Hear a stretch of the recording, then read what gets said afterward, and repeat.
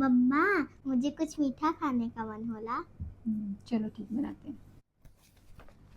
अब बेटे ने डिमांड की है तो कुछ तो बनाना ही पड़ेगा। तो मैंने यहाँ पर सोचा कि चलो कोई कुकीज़ बनाती हूँ, जिसके लिए मैंने थोड़े से पिस्ता और थोड़ी-सी जो क्रैनबेरी होते हैं, मैंने उसे लेके पहले बारीक-बारीक काट लिया था। और इसके बाद अब मैं 75 ग्राम यहाँ पे लूँगी बटर। तो ये 100 ग्राम की ब्रिक आती है, जिसमें से मैंने थोड़ा-सा पार्ट काट के रख दिया था। और लगभग 75 ग्राम मैंने जो है अमूल बटर लिया हुआ है, ये सॉल्टेड बटर है, तो उसे लिया है। और उसमें मैं डालूँगी 2.5 टेबल स्पून, मतलब 2 table spoon plus half table spoon मैंने यहाँ पर पिसी हुई चीनी डाली हुई है, कि जिससे कि चीनी और जो बटर है वो अच्छे से जल्दी से मिल जाएगा। यदि यहाँ पर मैं खड़ी चीनी डालूँगी ना, तो उसे फेंटने में थोड़ा-सा समय लगेगा और वो कहीं न कहीं खड़ी रह भी जाएगी। तो इसीलिए मैंने यहाँ पर पिसी हुई चीनी का इस्तेमाल किया हुआ है। और इसे ना थोड़ा-सा अच्छे से फेंट लेंगे, ताकि ये थोड़ा-सा एयरी हो जाएगा, तो बिस्किट आपके ना थोड़े-से फ्लफ़ी बनेंगे। तो जब ये फेंट जाएगा तो उसके बाद हम इसमें डालेंगे 3/4 कप, मैंने यहाँ पर मैदा लिया हुआ था। केवल 3/4 कप ही मैदा लेना है, बहुत ज़्यादा मैदा नहीं लेना है। और थोड़े से पिस्ता डालेंगे, चॉप किए हुए मैंने पहले ही रख लिया था क्रैनबेरी और पिस्ता को, तो वो थोड़ा-सा डालेंगे। और इसके बाद सिलिकॉन और स्पैचुला से मैश करेंगे। तो उससे अच्छे से मैश नहीं हो रहा था, और इसे गूँदना बिल्कुल नहीं है, इसे बस एक डो फॉर्म में लेके आना था। इसे केवल उँगलियों की सहायता से ही एक डो बनाएँगे, यहाँ पर आटे की तरह इसको गूँथने नहीं लगेंगे हम, बस एक डो फॉर्म में हो जाएगा। उसके बाद हम इसे रख देंगे। और अब हम लेंगे बटर पेपर, यहाँ पे मैंने नीचे और ऊपर दोनों साइड में ये बटर पेपर लगा दिया था, जिससे कि थोड़ा-सा ईज़ी हो जाएगा आपको, क्योंकि ये बहुत ज़्यादा सॉफ्ट होता है, डेलिकेट होता है, तो आप इसे बटर पेपर लगा के यदि उठाएँगे ना, तो ईज़िली उठ जाएगा, नहीं तो ये क्या होगा, टूट सकता है आपका। तो इसीलिए मैंने यहाँ पर ऊपर से भी थोड़ी-सी क्रैनबेरी और पिस्ता से इसे गार्निश कर देंगे, जिससे कि ना ये ऊपर से जब बेक होगा, तो ये ऊपर से देखने में भी उतना ही टेस्टी लगेगा। क्योंकि जो हमने अंदर डाला था वो तो डो के अंदर चला गया, तो वो तो नहीं दिखेगा। तो ऊपर से भी ये बहुत सुंदर-सा लगना चाहिए, तो इसीलिए मैंने ऊपर से क्रैनबेरी और थोड़े-से पिस्ता डाल दिए थे।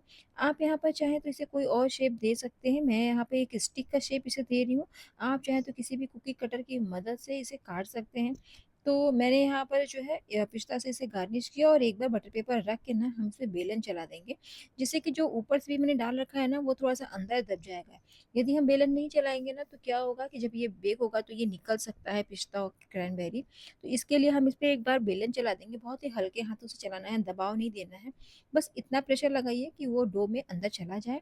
और इसके बाद ना हम इसे आधे से 1 घंटे के लिए रेफ्रिजरेट कर देंगे, जब तक कि, क्योंकि ये अच्छे से ठंडा होना चाहिए। यदि अच्छे से ठंडा नहीं होगा ना, तो जब आप कटिंग करेंगे तो ये उतना क्लीन नहीं आएगा कटने में।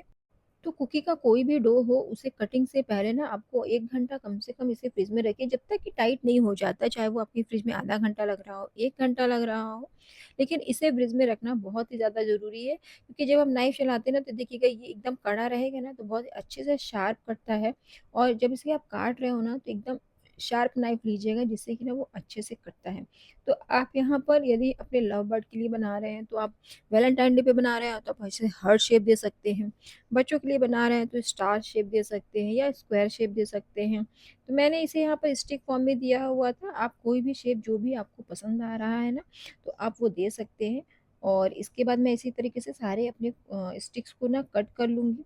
और ये जब ये कटता है ना, तो ये बहुत ज़्यादा डिलीशियस, आपको ये खुशबू से ही समझ में आने लगेगा। मैंने यहाँ पर कोई बेकिंग पाउडर या बेकिंग सोडा का इस्तेमाल नहीं किया है, मैंने सिंपली बस बटर और चीनी को फेंटा है, और उसके बाद उसमें मैदा डाल के उसे इसी तरीके से रोल कर दिया है। और जब आप ये कर रहे हो, तो आपको अपने ओवन को प्रीहीट पे आप लगा दीजिएगा, क्योंकि ये प्रीहीट होना चाहिए। और जब हम इसे प्रीहीट के लिए लगा देंगे, तो हम अपने ट्रे को रेडी करेंगे। मैंने नीचे एक बटर पेपर लगा दिया था, और उसके ऊपर अब हम सारे स्टिक्स को से डिस्टेंस पे रख देंगे, क्योंकि बहुत ज़्यादा फूलना नहीं है, तो इसे बहुत ज़्यादा मतलब दूर-दूर रखने की ज़रूरत नहीं है। आप थोड़ा-सा डिस्टेंस करके, कि ये एक ही ट्रे में अच्छे से आ जाएगा, आप इसे अच्छे से लगा दीजिएगा। और मेरी देखिए एक ही ट्रे पे मैंने सारे स्टिक्स को कर दिया था।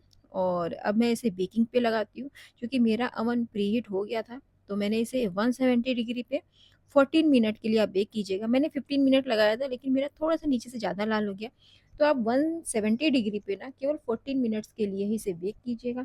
मौसम बहुत सुहाना हो रहा था, तो और मेरी कुकीज़ हो गई थी बेक।